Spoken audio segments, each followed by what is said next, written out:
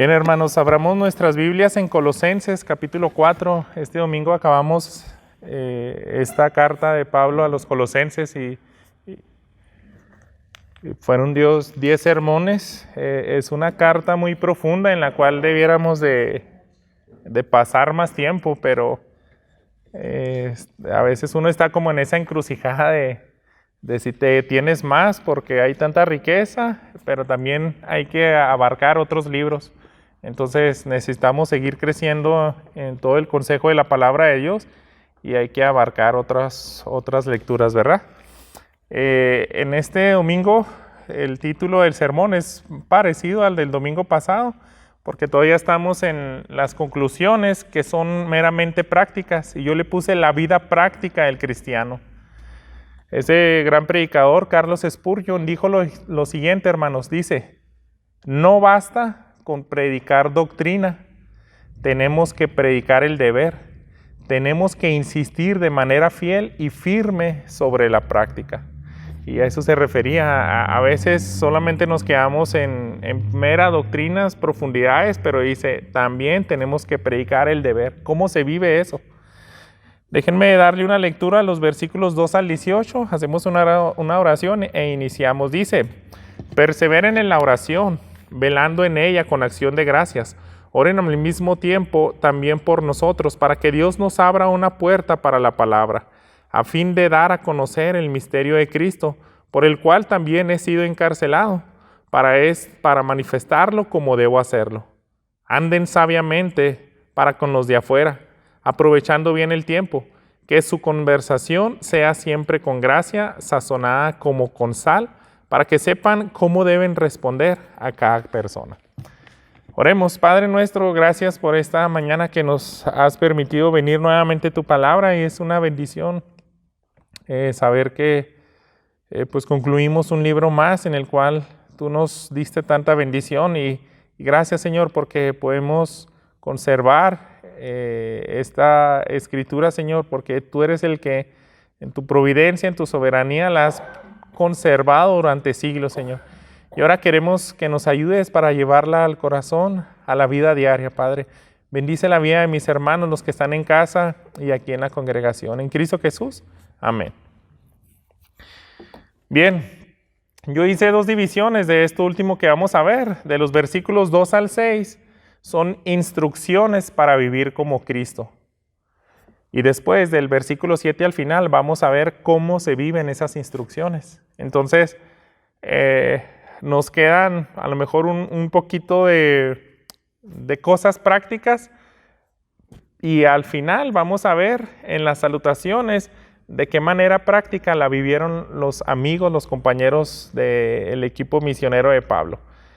Estamos en estas exhortaciones finales. En algunas títulos de las Biblias vienen ese encabezado, porque ya Pablo se está despidiendo de la carta a los Colosenses. Y yo quise que analizáramos esto como el final de las instrucciones para vivir como Cristo. Como toda la carta se refirió a Cristo, fue el centro, decía: Cristo es tu todo, no dejes que alguien te desvíe de esa gran verdad. Ahora tienes que saber cómo vivir para Cristo. Y lo habíamos visto incluso versos anteriores en el capítulo 3. Pero sin embargo, si se fijan y ponemos atención, son instrucciones precisas. Ahora Pablo les dice: perseveren en la oración, velando en ella con acción de gracias. Entonces vamos a ver que es otra instrucción más de cómo debemos vivir. Aquellos que entendemos bien el Evangelio, a la iglesia en Colosas, que se le dedicó una carta con bastante riqueza doctrinal, ahora son esas instrucciones. Debes de tener una vida de oración, y podemos ver que recalca lo siguiente, hermanos: debes de ser constante, y es un sinónimo de no desmayar. Esas mismas palabras utilizaba nuestro Señor Jesús, pero aquí el apóstol Pablo, yo creo que está agregando también que no pasemos desapercibido en las oraciones que le vamos a Dios, agradecer. Eso es algo como se vive el Evangelio. Cuando tú entendiste todas las verdades doctrinales, vas a perseverar en la oración. Y en la oración, pues podemos irnos a un estudio muy profundo de cómo orar, pero ya tenemos el contexto de lo que les acaba de enseñar Pablo. Yo creo sería eso mismo que más adelante vemos. Quiero regresar en algunas ocasiones a algunos versículos claves que creo que respaldan estas últimas instrucciones finales que está dando Pablo. Si regresamos al capítulo 1, hermanos, fíjense cómo oraba el apóstol Pablo por esta iglesia, los versículos 9 al 10. Dice, por esta razón, también nosotros, desde el día que lo supimos, no hemos cesado de orar por ustedes, pidiendo que sean llenos del conocimiento de su voluntad, en toda sabiduría y comprensión espiritual, para que anden como es digno del Señor, haciendo en todo lo que le agrada, dando fruto en buena obra y creciendo en el conocimiento de Dios. Con ese ejemplo de el sentir del apóstol Pablo y aunado a estas últimas instrucciones, yo creo que tú y yo debiéramos de considerar esa misma manera de elevar oraciones a Dios y decirle, aumenta mi conocimiento de ti y también el de mis hermanos, para que se note en la manera como vivo, que se vea reflejado. Ese era el sentir de lo que nos está diciendo aquí en este capítulo 1. Nosotros oramos, intercedemos para que ustedes vivan de manera distinta, para que se note que entendieron el Evangelio de Dios. Y orar de manera constante, hermanos, a veces no es tan fácil. Si el apóstol Pablo le dice perseveren, velen, es esa manera de estar siempre alerta, de siempre ver que necesitamos, tenemos esa necesidad constante de ir al Padre, de conectarnos con Él, de relacionarnos con Jesús. A veces, hermanos, podemos hacer una lista de peticiones de oración y decirle, Dios, traigo esto delante de ti. Y somos algunos de nosotros muy fácil de desanimar y hacemos a un lado la petición y ya no perseveramos. Pero en las cosas que más debiéramos de perseverar son de peticiones de este tipo. Nunca dejemos de orar, hermanos, por un conocimiento más profundo de Dios, de Cristo, de sus verdades. Entonces es una exhortación. Hay otra instrucción. Nos vamos a tratar de ir rapidito, los versículos 3 al 4. Aunado a esa oración, yo creo que él tiene un sentir de que más personas conozcan el Evangelio. Me gustan mucho estos versículos, dicen lo siguiente: oren al mismo tiempo también por nosotros, para que Dios nos abra una puerta para la palabra, a fin de dar a conocer el misterio de Cristo, por el cual también he sido encarcelado, para manifestarlo como debo hacerlo. También Pablo nos está dando una buena lección de lo que son prioridades para el creyente. Y acaba de mencionar, estoy encarcelado, pero sin embargo no dejen de orar para que se abra una puerta. Él no está pidiendo por liberación. Él más bien le interesa que el Evangelio se dé a conocer. Dice, esa puerta que se abra para que dé a conocer el Evangelio como lo debo de hacer. No está diciendo que se abra la puerta de la cárcel, así como aquella vez que la iglesia intercedió por el apóstol Pedro y que milagrosamente vino un ángel y abrió todo. Él no está pidiendo eso, hermanos. Independientemente de la situación en donde estemos, podemos compartir el Evangelio.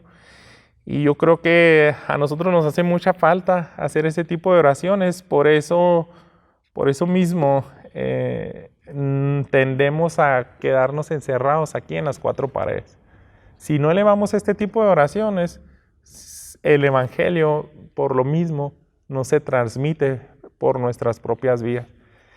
Y yo creo, hermanos, que debiéramos ser más intencionales y decirle, Dios, ¿por qué no nos das un ministerio donde estemos parados, donde hay mucha gente que no te conoce, que tiene tanta necesidad y que no sea el templo? Simplemente ponme en un hospital, en una casa hogar, en la cárcel. ¿Por qué en un suburbio?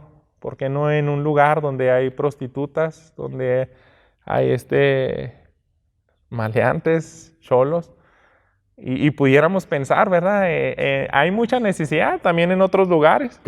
No sé, iba a decir adentro de los casinos, a lo mejor ahí hablarían mucho de nosotros, tal vez afuera, abordar o tener un círculo donde puedes alcanzar a esas personas que son esclavizados por ese vicio de la codicia. Y bueno, son cuestiones donde creo, hermanos, que a veces no hacemos discípulos por el simple hecho de que estas peticiones no se encuentran en nuestro repertorio, la listita que le llevamos comúnmente a Dios. Y debemos de fijar. Ya vimos Colosenses, vimos tantas realidades, pero realmente estás orando para que se abra una puerta.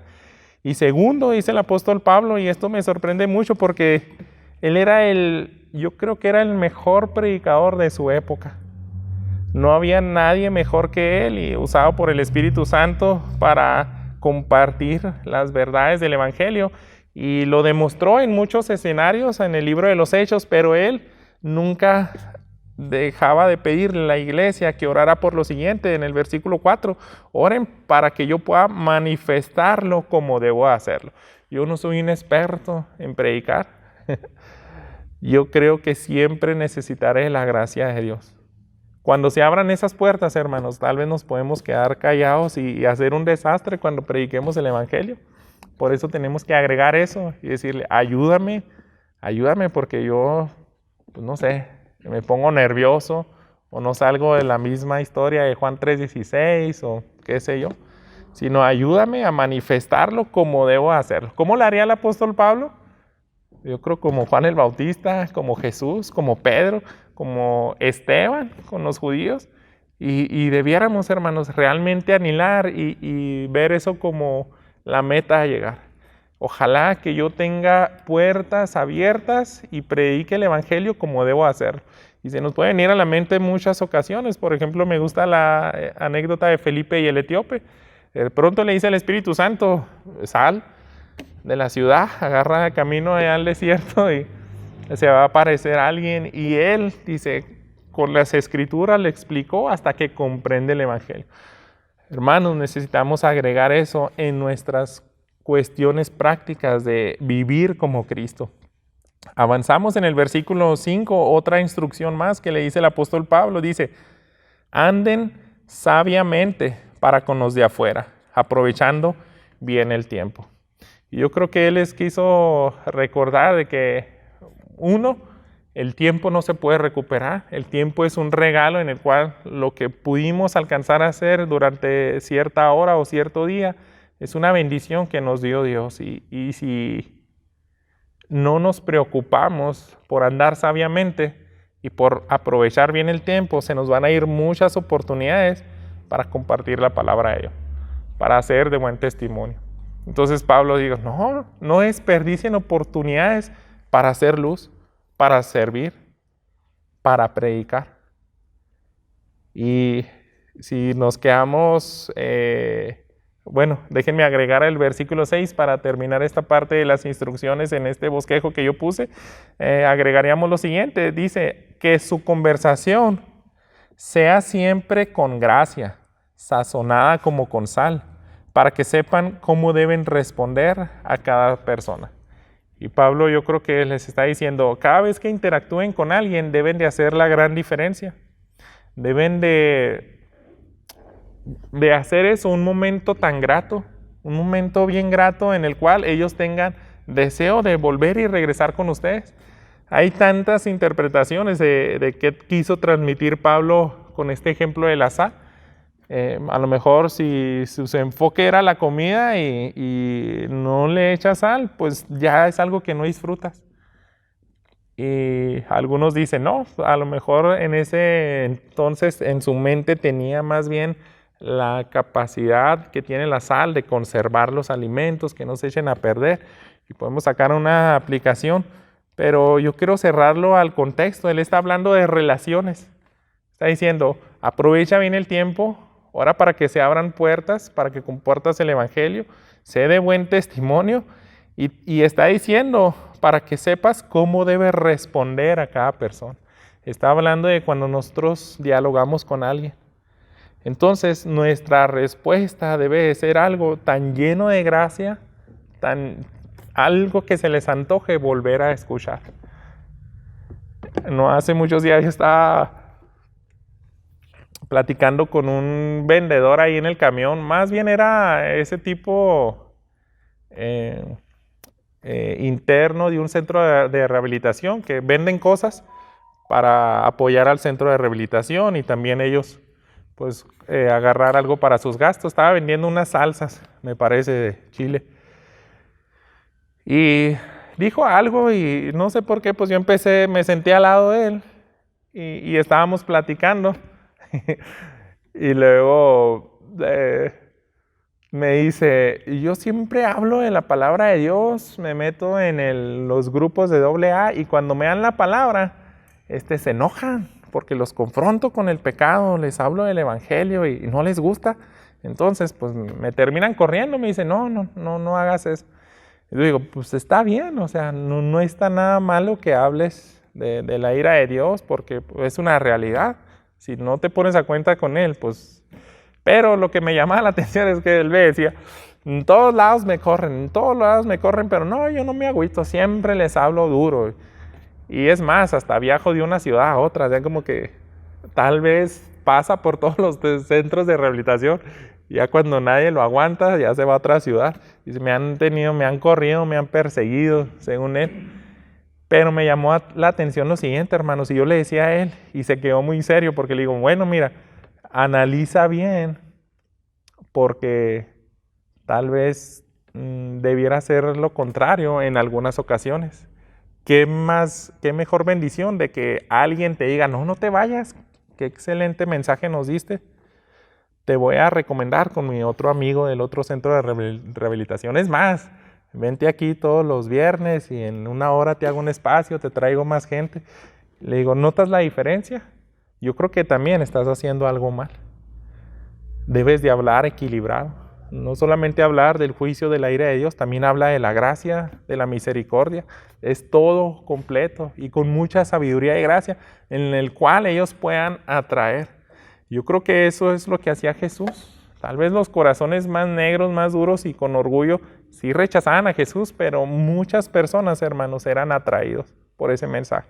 Entonces, la vida del creyente, yo creo que Pablo les está dando instrucciones, sean así, que no los anden corriendo en todos lados, sino que tengan, es mi sentir, tengan más ganas de volver a interactuar con ustedes. Este hombre, esta señorita, esta mujer, habla tan hermoso de Dios y sí me confronta, pero a la vez me anima, a la vez me da esperanza. Entonces, me gustaría volver a entablar otra conversación con él. ¿Y todo eso por qué? Porque ya hizo previamente todo lo anterior. Oró para que Dios abra puertas, oró por sabiduría para que dé a conocer el misterio de Cristo, como lo decía Pablo, y también lo hacía de manera constante. Son instrucciones, hermanos, que yo creo cambiarían la rutina de nuestra vida. Yo les decía hace un par de domingos, me parece así como que me sentía como que ciclado y le decía a Dios, no sé ni cómo pedírtelo, pero yo quiero algo diferente, yo quiero ir a un lugar o hacer algo donde me sienta más útil, donde sepa que estoy haciendo tu voluntad. Entonces yo creo que esas oraciones nunca debemos dejar de hacerlas, hermano. Aquí vamos a detenernos. La primera parte de este mensaje son instrucciones que le podemos agregar, todas las que venían en el capítulo 3. Pero cuando empieza la salutación, las palabras ahora sí finales, uno pudiera decir, pues ¿qué me va a enseñar Pablo? ¿Qué tan piadoso pudo ser ahora cuando entienda por qué saludó a un fulano que tiene un nombre muy extraño? Fíjense, hermanos, esto se incluyó en la Escritura para que tú y yo recibamos bendición. Voy a leer de corrido los versículos 7 al 18, pongan atención. Dice, en cuanto a todos mis asuntos, les informará Tíquico, nuestro amado hermano, fiel ministro y consiervo en el Señor, porque precisamente para esto lo he enviado a ustedes, para que sepan de nuestras circunstancias y que conforte sus corazones. Y con él a Onésimo, fiel y amado hermano, que es uno de ustedes, ellos les informará acerca de todo lo que pasa aquí. Aristarco, mi compañero de prisión, les envía saludos, también Marcos, el primo de Bernabé, acerca del cual ustedes recibieron instrucciones, y si va a verlos, recíbanlo bien. También Jesús, llamado Justo. Estos son los únicos colaboradores conmigo en el reino de Dios, que son de la circuncisión, y ellos han resultado ser un estímulo para mí. Epafras, que es uno de ustedes, siervo de Jesucristo, les envía saludos, siempre esforzándose intensamente a favor de ustedes en sus oraciones, para que estén firmes, perfectos y completamente seguros en toda la voluntad de Dios. Porque de él soy testigo de que tiene profundo interés por ustedes y por los que están en la Odisea y en Herápolis. Lucas, el médico amado, les envía saludos, y también Demas. Saluden a los hermanos que están en la Odisea, también a Ninfas y a la iglesia que está en su casa. Cuando esta carta se haya leído entre ustedes, háganla leer también en la iglesia de los laodicenses. Ustedes, por su parte, lean la carta que viene de la Odisea. Díganle a Arquipo, cuida el ministerio que has recibido del Señor para que lo cumplas. Yo, Pablo, escribo este saludo con mi propia mano. Acuérdese de mis cadenas, la gracia sea con ustedes. A simple vista, hermanos, como acabamos de leer, son cuestiones donde digo, qué raro, ¿por qué nos dejaría esto el Espíritu Santo?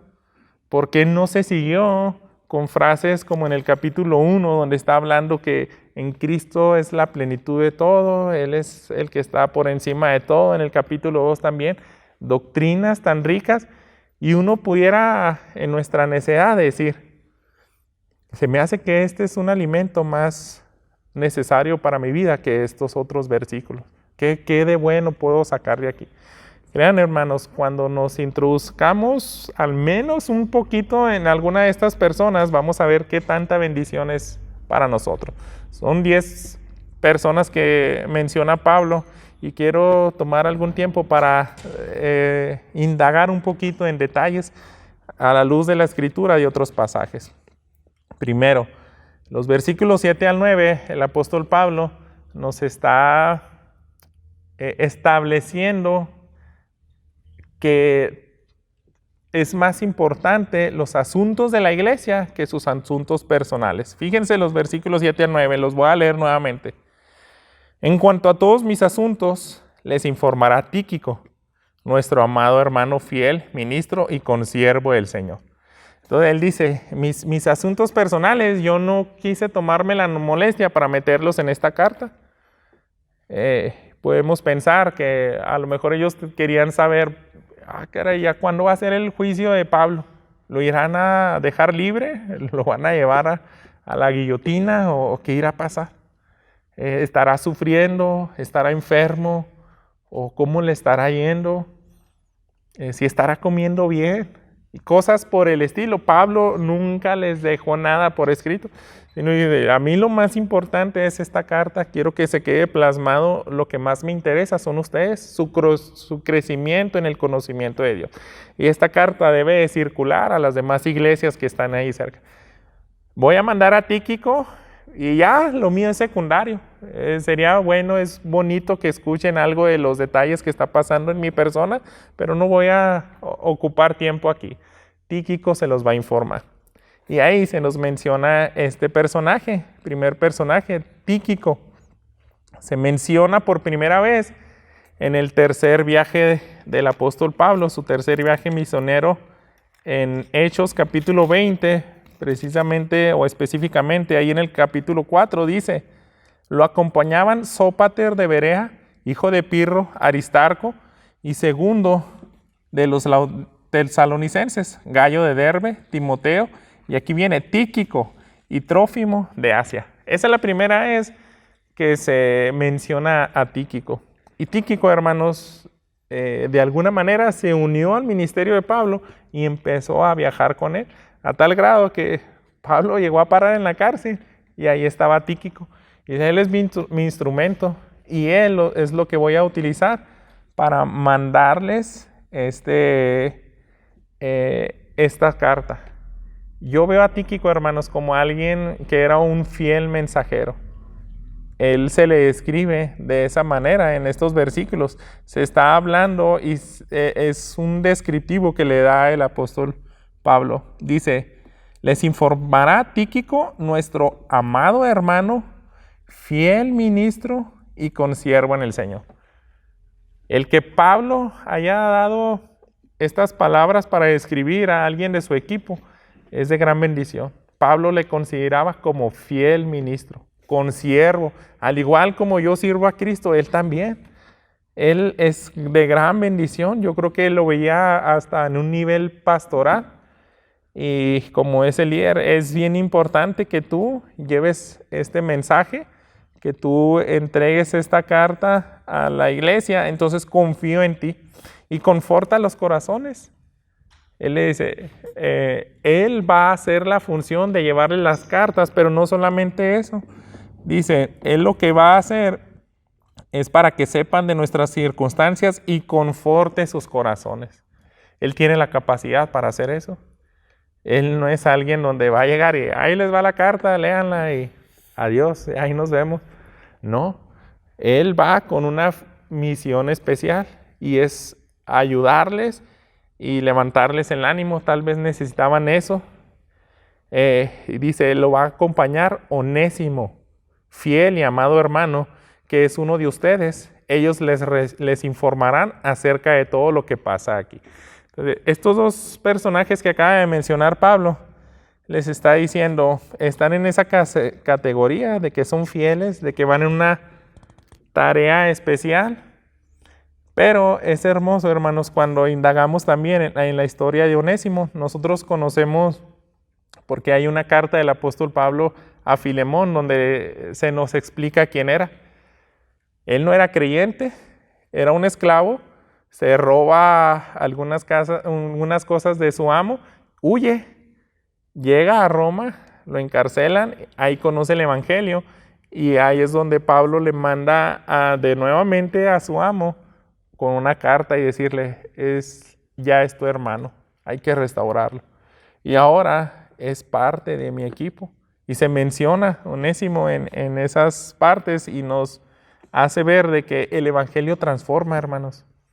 Yo creo que Dios nos dejó estos personajes para ver de qué manera práctica se vive el evangelio. Miren, Onésimo tenía un pasado vergonzoso. Era algo incluso que lo podía llevar a la muerte, todo eso que hizo de traicionar a su amo. Pero fíjense lo que dice en el capítulo 1, los versículos 13 al 14, aquí mismo en Colosenses. ¿Cómo se ve práctico esas verdades del evangelio? Les leo. En quien tenemos redención, el perdón de los pecados. Él es la imagen del Dios invisible, el primogénito de toda creación. Perdón, versículos 13 y 14.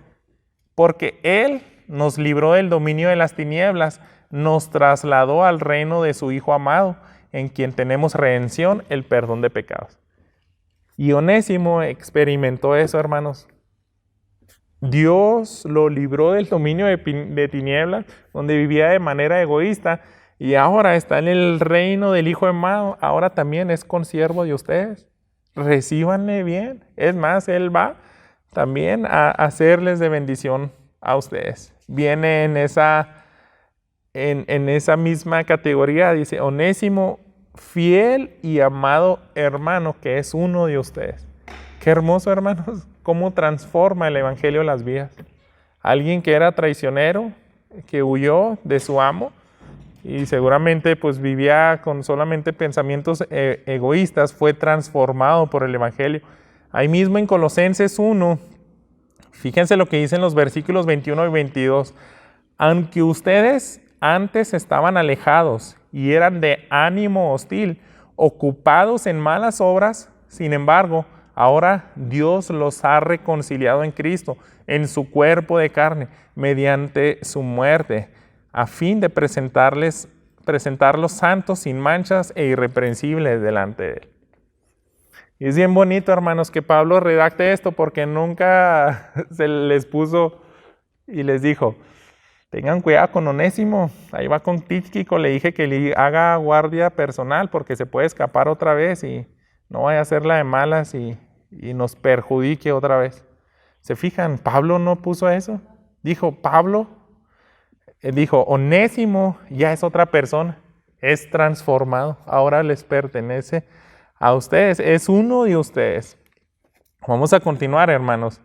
¿De qué otra manera se ve el Evangelio? No sin antes hacernos la siguiente pregunta, hermanos. Quiero que cada vez que avancemos en uno de estos personajes, nos preguntemos lo siguiente: ¿vives como Tíquico y Onésimo? ¿Pueden decir a alguien de ti, tú eres fiel, tú eres amado? Si no, hermanos, es un llamado a que vivamos el Evangelio como ellos. ¿Por qué? Nos vamos a engañar si decimos, qué bonita la carta de los Colosenses, cuánta riqueza, cuánta profundidad, no, qué bárbaro Pablo, ahora yo voy a ser un mejor cristiano. Pero si no pueden decir de ti lo mismo que ellos, yo creo que no estás viviendo ese Evangelio. Nos vamos a ir a los versículos 10 y 11. Otros personajes, dice, Aristarco, mi compañero de prisión, les envía saludos. También Marcos, el primo de Bernabé, acerca del cual ustedes recibieron instrucciones. Si va a verlos, recíbanlo bien. También Jesús llamado Justo. Estos son los únicos colaboradores conmigo en el reino de Dios que son de la circuncisión, y ellos han resultado ser un estímulo para mí. Primero vamos a ver un poco de Aristarco. También son personajes que no podemos saber mucho de ellos, pero fíjense, hay algo tan interesante y me gusta mucho que Aristarco siempre es identificado con los sufrimientos del Evangelio. En especial cuando vamos al libro de los Hechos, que es una ocasión donde se le menciona a él, podemos entender qué clase de persona era Aristarco. Hechos 19, 29, dice lo siguiente.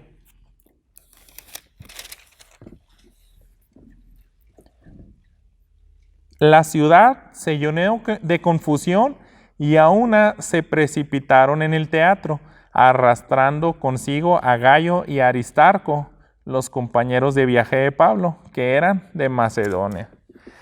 Fue el contexto de esa vez que Pablo hizo un desastre, una revolución en Éfeso por predicar el Evangelio y a él lo querían linchar, pero como se les fue, ¿a quién agarramos? Pues agarraron a dos, entre los cuales estaba Aristarco. Y Aristarco, hermanos, supo sufrir por Cristo y no se desanimó. Si viene a estas alturas de Colosenses, es que ya había atravesado todos esos viajes con Pablo. Y él dijo, no, yo estoy dispuesto a sufrir más por él. Fíjense también lo que dice en el capítulo 27, versículo 2, ahí mismo en Hechos. Dice, embarcándonos en una nave adramitena que estaba para salir hacia las regiones de la costa de Asia, nos hicimos a la mar acompañados por Aristarco, un macedonio de Tesalónica. Otra vez se menciona Aristarco. ¿Y qué pasó ese día?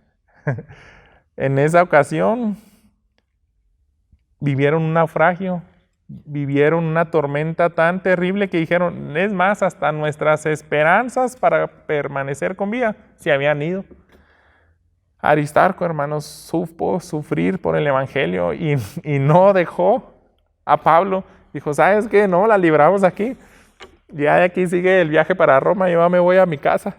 No, Aristarco permaneció fiel con Pablo. Por eso dice, para mí es de mucho ánimo. Es de tanto ánimo Aristarco no se desanimaba tan fácil. Y él estaba dispuesto a sufrir por Cristo. Él era un prisionero voluntario. Si regresamos al capítulo 1 de Colosenses, fíjense lo que dice el versículo 24.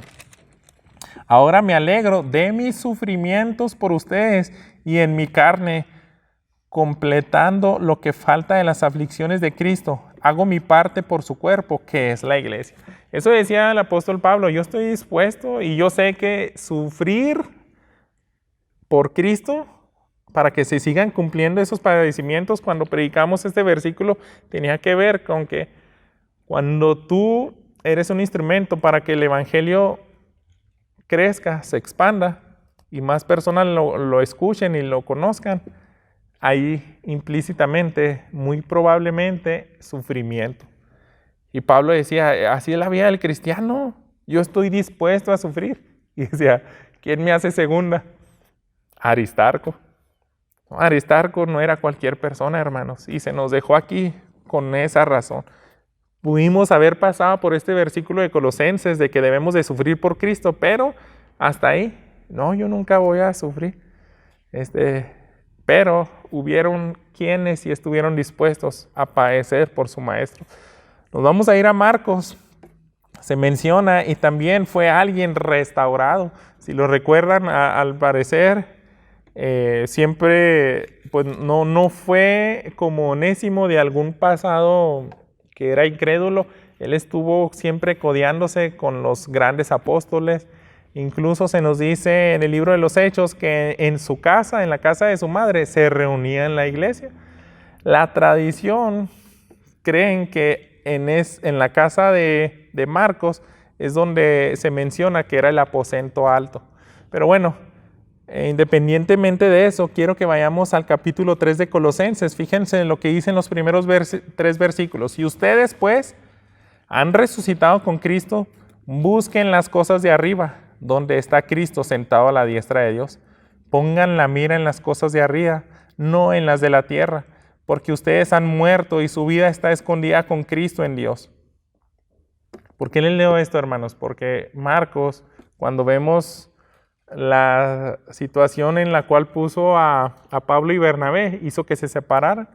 ¿Por qué? Porque en un viaje misionero se llevan a Marquitos y dicen, no, mejor me voy con mi mamá, ya no quiero seguir en la primer ciudad donde pasó un problemón. Se le vio como que su capacidad ya no daba para tanto. Cuando viene el próximo viaje misionero, otra vez Bernabé quiere incluir a Marcos y le dice Pablo, no, yo ya no puedo confiar en él. A lo mejor nos podemos imaginar que Pablo le decía, ¿no te acuerdas lo que dijo Jesús? El que no pone la mano en el arado y mira hacia atrás no es apto de mí. Marcos se nos rajó. Yo no voy a andar aguantando más gente así. Y podemos imaginarnos ese diálogo que no fue cualquier cosa a tal grado que se separaron. Se separaron. Pero es tan hermoso, hermanos, aquí en Colosenses, que ahora Pablo le considera de su equipo misionero y habla de manera muy positiva y también en otros pasajes que no vamos a ver por falta de tiempo, pero yo creo que Marcos entendía muy bien lo que les acabo de leer. Dice, si ponen las miras en las cosas de arriba y no en las de la tierra, es lo que debe vivir alguien como resucitar. En algún punto, hermanos, Marcos tuvo que recapacitar y decir, si es cierto, yo me estoy portando como alguien que no quiere sufrir por Cristo. Desvié mi mirada de Cristo y yo creo que debo de volver a apuntar hacia Él y seguir adelante. Yo tengo que ser un gran instrumento. En este viaje se encuentra Marcos con Pablo y Lucas, que ellos escribieron gran parte del Nuevo Testamento. Bien, vamos a ver ahora Jesús llamado justo. No sabemos nada de él. Aquí se encuentran estos versículos 10 y 11, pero junto con los demás entendieron una gran verdad que les había enseñado Pablo en el capítulo 3 de Colosenses. Fíjense cómo dice el versículo 11, lo veíamos también hace unos domingos.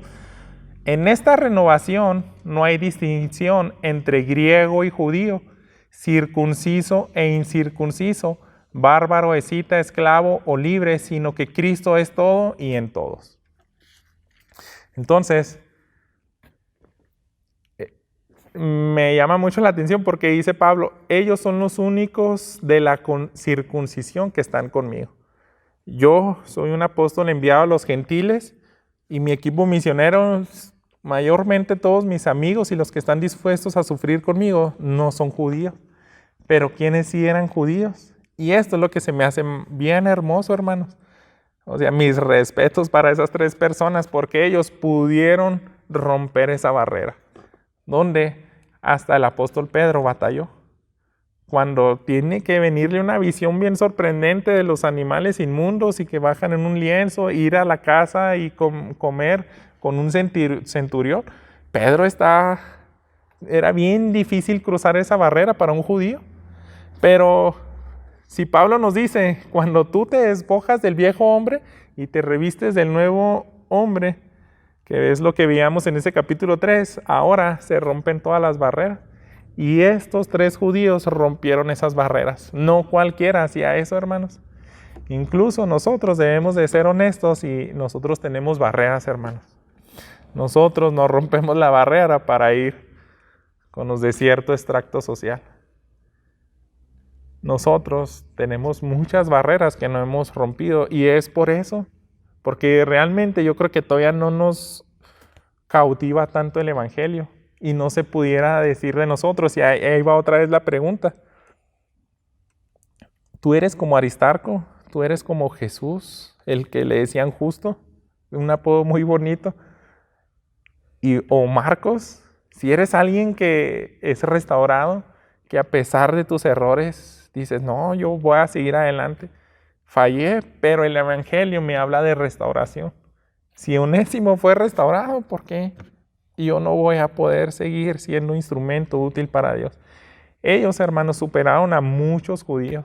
Debieron haber involucrado más personas judías aquí en el ministerio de Pablo. Pero a lo mejor no fueron muchos, pero sí hubieron.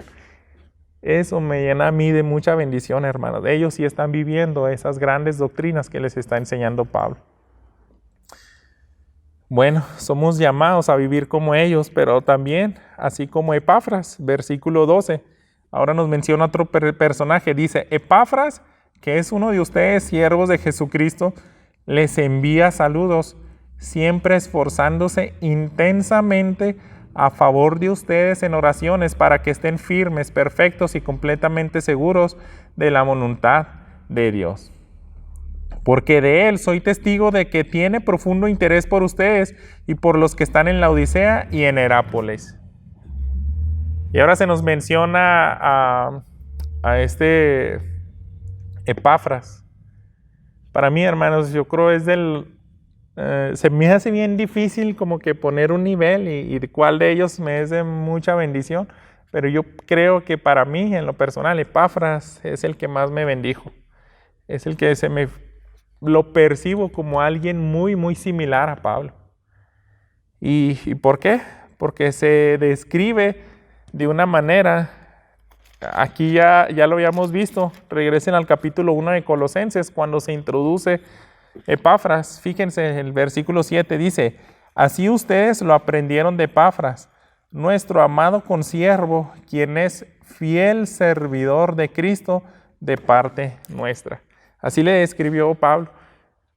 Lo más probable es tal vez Epafras era el pastor de esa iglesia y tenía tanta carga por los colosenses cuando ve esas amenazas que se acercan a la iglesia y dice, yo no me puedo quedar así, tengo que ir con Pablo y decirle, mira, estamos siendo atacados por estas ideas, estos problemas en la iglesia. Le entrega un informe de Colosenses, por eso escribe la carta a Pablo.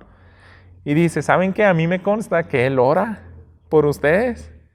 Y las palabras que utiliza aquí, hermanos, yo creo que son de tanta intensidad, de agonía. Yo creo que perciben y reflejan ese mismo sentir que decía Pablo aquí en el capítulo 1, del 9 al 11, ya lo hemos leído. Pero quiero repetirles otra vez, dice, por esta razón también nosotros desde el día que lo supimos no hemos cesado de orar por ustedes, pidiendo que sean llenos del conocimiento de su voluntad en toda sabiduría y comprensión espiritual, para que anden como es digno del Señor, haciendo en todo lo que Él agrada, dando fruto en toda buena obra y creciendo en el conocimiento de Dios. Rogamos que ustedes sean fortalecidos con todo poder según la potencia de su gloria, para obtener toda perseverancia y paciencia con gozo. Seguramente Epafras se le va a las oraciones igual a Pablo. Eso es lo que nos está diciendo los versículos 12 y 13 del capítulo 4. Dice, él se esfuerza, a mí me consta de que él eleva intensamente a favor de ustedes oraciones, para que estén firmes, perfectos y completamente seguros de que están haciendo la voluntad de Dios. Epafras, hermanos, Yo creo que literalmente sufría igual que el apóstol Pablo, como nos describe en Gálatas 4:19. Es una carga pastoral por ver a Cristo formado en sus hermanos. Dice los siguientes: hijos míos, por quienes de nuevo sufro dolores de parto hasta que Cristo sea formado en ustedes. Y amaba con intensidad. Dice, a mí sí me duele que mis hermanos estén batallando. Yo sí quiero que sean firmes y yo no puedo quedarme así con los brazos cruzados. Y yo creo que Pablo lo veía ahí. Se ve la madrugada ya anda orando él, derramando lágrimas de rodillas por ustedes, ¿no? No es cualquiera Epafras. Yo sí me lo imagino así, hermanos. Alguien que amaba tanto a Dios. ¿Por qué? Yo creo que Epafras, hermanos, entendió muy bien la doctrina que nos dijo Pablo en los versículos 15 al 19 de Colosenses 1. Regresemos otra vez ahí. Fíjense lo que dice estos versículos, era de las partes más sublimes de esta carta. Dice, Él es la imagen del Dios invisible, el primogénito de toda creación, porque en Él fueron creadas todas las cosas, tanto en los cielos como en la tierra, visibles e invisibles, ya sean tronos o dominios, poderes o autoridades, todo ha sido creado por medio de Él y para Él. Él es antes de todas las cosas y en Él todas las cosas permanecen. Él es también la cabeza del cuerpo, que es la iglesia. Él es el principio, el primogénito de entre los muertos, a fin de que Él tenga en todo la primacía, porque agradó al Padre que en Él habitara toda plenitud. Y por medio de Él reconciliar todas las cosas consigo, habiendo hecho la paz por medio de la sangre de su cruz. Por medio de Él, repito, ya sean las que están en la tierra o las que están en los cielos. Este fragmento donde pudiéramos pasar horas a horas predicando, yo creo que Epafras lo entendía mucho mejor que cualquiera de nosotros. Decía, Cristo está por encima de todos. ¿Quién soy yo para negarme a servirle a Él, a amarle? ¿Cómo puedo demostrarle mi amor? Amando a mis hermanos, preocupándome por ellos. ¿Cómo me gustaría que ellos entendieran esto? Sus vidas serían completamente diferentes. Por eso no cesaba de orar. Y hacía cosas prácticas, tenía que viajar y decirle a Pablo, mira, así está la iglesia, ayúdame. Tenía un corazón muy amoroso por sus hermanos. Por eso Pablo le decía, es consiervo, trabaja igual que yo, que nosotros. Hermanos, estos versículos yo creo que se nos quedan aquí para ponernos esas metas. ¿Te gustaría ser como Epafras? Si has pensado, a veces como creyente, esa debiera ser mi meta este año, ser como Epafras, porque yo no oro intensamente para que Cristo sea formado en mis hijos, en mi esposa, en mis hermanos. Yo debería de amar profundamente a Dios como Él y se reflejaría como estos hombres. Vamos a avanzar al 14. Ahora nos menciona Lucas. Dice lo siguiente. Lucas, el médico amado, les envía saludos y también Demas. De Lucas sí sabemos algunas cosas más y más adelante se nos va a citar algo, pero destaca la profesión aquí. El apóstol Pablo, Lucas, el médico. Y también podemos entender de que era, si se le describe el médico amado, es algo bonito, ¿no? Tal vez era alguien con quien te gustaría relacionarte. O sea, lo amo tanto. Yo creo que se sentía el amor de Cristo cuando convivías con Él. A lo mejor lo había administrado tantas veces con su profesión y le había hecho tantos remedios, le había hecho compañía, muchas cosas, a tal grado que se ganó ese distintivo, el médico amado. Y es hermoso, ¿verdad? Que te digan así. Malo, ¿no? Cuando te ponen un apodo donde todo el mundo te está criticando. Ah, ya va él. Y una palabra bien negativa. Qué feo, ¿verdad? Pero no, médico. Lucas, el médico amado. Pero también podemos ver que él era atento y fiel. Era atento, ¿por qué? Porque dice, les manda saludos. Dice, él también se preocupa por ustedes, está atento de ustedes como iglesia. Aquí lo tengo a mi lado y yo creo que estaba dictándole la carta y dile que que yo también les mando saludos. Y por ahí estaba Demas y yo también me acuerdo de los colosenses, cómo no. Entonces era alguien atento, hermanos. Y por lo que sabemos en los demás pasajes, era alguien fiel. Miren, fíjense, vamos a ir a Filemón. En Filemón, se me perdió en mi Biblia. Ya lo encontré. Versículo 24. También Marcos, Aristarco, Demas y Lucas, mis colaboradores. Ahí están, Lucas y Demas, y se les describe, son mis colaboradores. Ellos no andan de flojos, ellos sí me ayudan. Pero fíjense qué bonito esto otro que vamos a ver acá en 2 de Timoteo 4:11.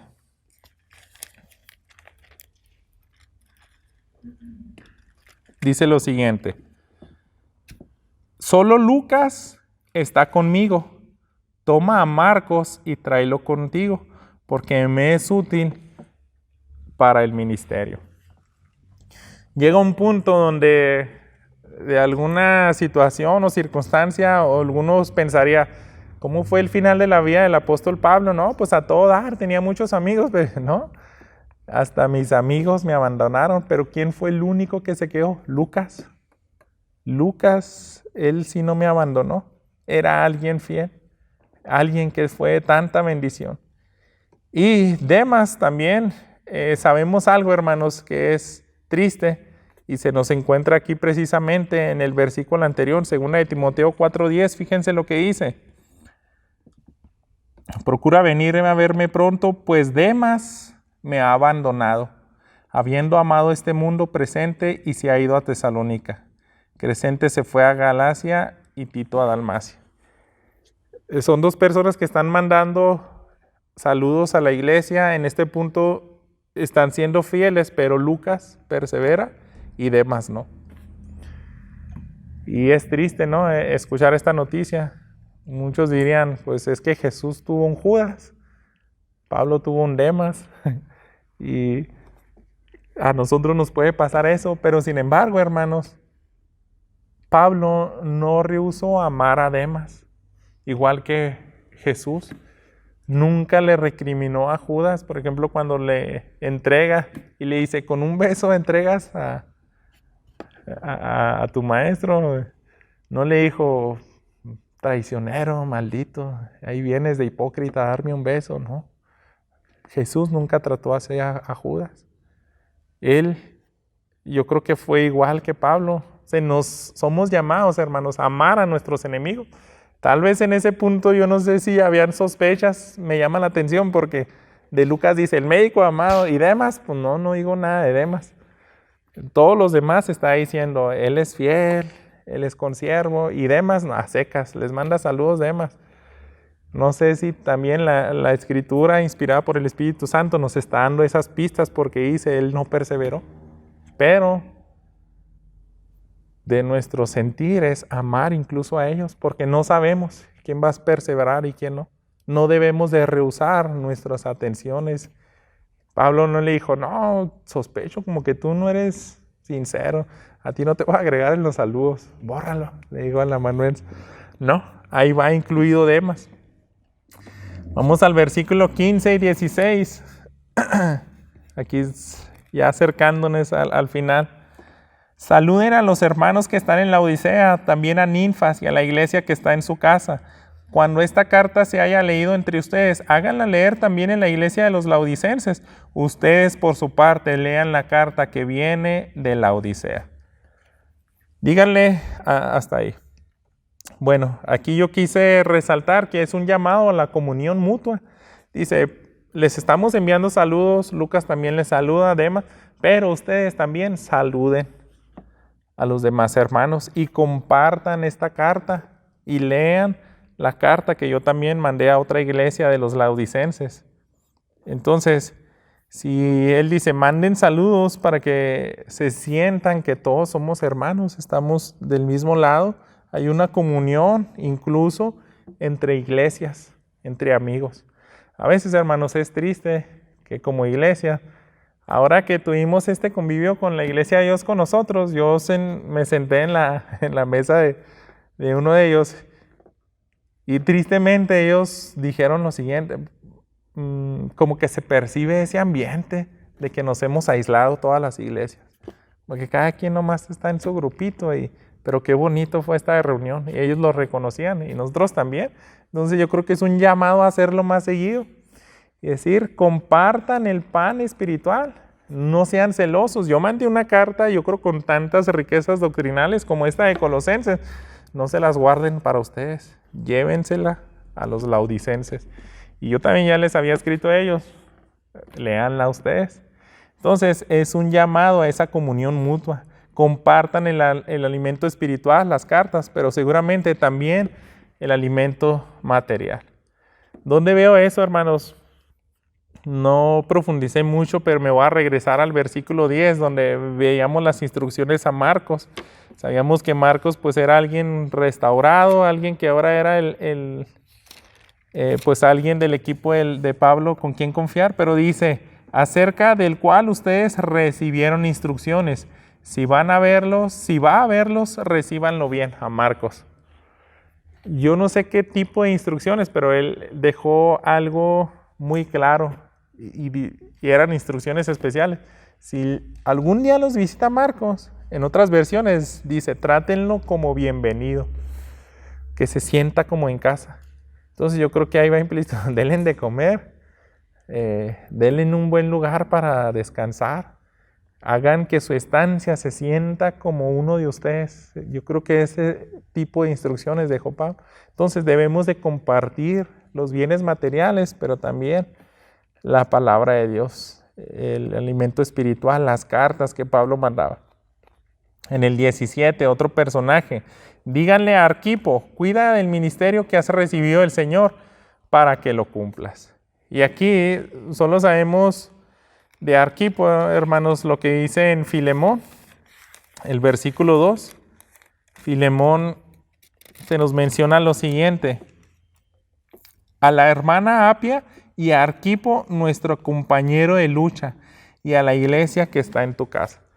Entonces decía, ¿quién está luchando por el evangelio? ¿Quién está hombro a hombro con nosotros? Cuando nosotros recibimos ataques, ¿quién es el que también no se nos echa para atrás? Arquipo. Yo creo que también, al parecer, era alguien de una posición de liderazgo, y se me hace bonito, hermanos, que les dice, ¿saben que la iglesia también tiene que participar en la exhortación hacia él? Yo creo que también ustedes, hermanos, tienen toda autoridad, porque dice, recuérdenle que se comporte o que ayúdenle. Déjenme para decirles como dice esta versión, díganle, literalmente díganle esto, cuida el ministerio que has recibido del Señor para que lo cumplas. Necesitamos de su ánimo, hermanos, los que estamos en una posición también de decirle, oye, a ver, échale ganas, sé sufrido, échale ganas, no le andes robando la gloria a Dios, no se te va a subir algún día a esa posición. Predica bien, Ever, mantente fiel. Y ese tipo de comentarios, a mí me gustaría, hermanos, que también los tomen y los lleven a la práctica a ustedes. Decirles, he sufrido, Ever, aguante vara, porque a lo mejor pasa una situación y decir, ¿por qué camino nos dejó Jesús? Acuérdate, no se te olvide. Entonces les está diciendo, ustedes como congregación participen en la exhortación y animen a sus líderes. Anímenlos, porque no es fácil estar en esas posiciones. Me gusta mucho esa carta, hermanos. Hasta en las despedidas hay tanta bendición. Llegamos al último versículo. Dice, yo, Pablo, escribo este saludo con mi propia mano. Acuérdense de mis cadenas. La gracia sea con ustedes. Y yo creo que ahora Pablo decía, ¿saben qué? Mi saludo es tan sincero que lo escribí de mi mano. En ese entonces se decía un amanuense, alguien como que escribía muy rápido, ¿cómo se dice? Taquigrafía o algo, ¿no? Donde Pablo se ponía a platicar, a hablar, y ahí estaba el otro. Pero dice, no, ahora sí, dame la pluma. Para que vean que sí los extraño, que sí los amo y que los saludo de manera bien sincera, con mi puño y letra. Ahí les va, los saludo. No crean que soy tan frío. Yo los amo. Eso se me hace tan bonito hasta que Pablo deje esos detalles. Dice, acuérdense de mis prisiones. Yo creo que también él a veces estaba afligido. Tal vez era en un sentido de que estar en la cárcel, hermano, no es tan fácil. Y que la misma iglesia empeora las cosas. Yo creo que sería algo tan triste, ¿no? Por eso Pablo les exhorta y dice, acuérdense. Fíjense, en Filipenses 1:16, Pablo mencionó que no todos le facilitaban esa estancia en esos lugares. Dice aquí, estos lo hacen por amor, sabiendo que he sido designado para la defensa del evangelio. Pero más bien en el 15, algunos a la verdad predican a Cristo, aún por envidia y rivalidad, pero también otros lo hacen de buena voluntad. Estos lo hacen por amor, sabiendo que he sido designado para la defensa del evangelio. Aquellos proclaman a Cristo por ambición personal, no con sinceridad, pensando causarme angustia en mis prisiones. Entonces decía, pues aquí no está tan fácil. He aprendido a gozarme, pero sí hay días que yo me aflijo. Y más me aflijo cuando no están predicando bien, cuando están haciendo cosas que afectan a mi persona. Yo velo por la iglesia y yo sufro dolores de partos, y si alguien hace algo incorrecto por envidia o sabe, yo siento que Pablo decía, ellos saben que me van a afectar, saben que eso me va a doler y lo están haciendo. Entonces, ustedes no sean así, acuérdense de mis cadenas, le dicen esta parte. Seamos sabios, hermanos, debemos de considerar todas las vidas de estos hermanos, estos personajes, como nuestro estándar, porque está en la Escritura, y yo creo que muy pocas veces nos hemos puesto a reflexionar y a ver esos personajes, a indagar y decir, ¿por qué están ahí? No están de adorno, hermanos. Yo creo que están para decirnos, ¿cómo me gustaría ser un Demas? ¿Cómo me gustaría ser como un Onésimo restaurado, como Marco o Epafras?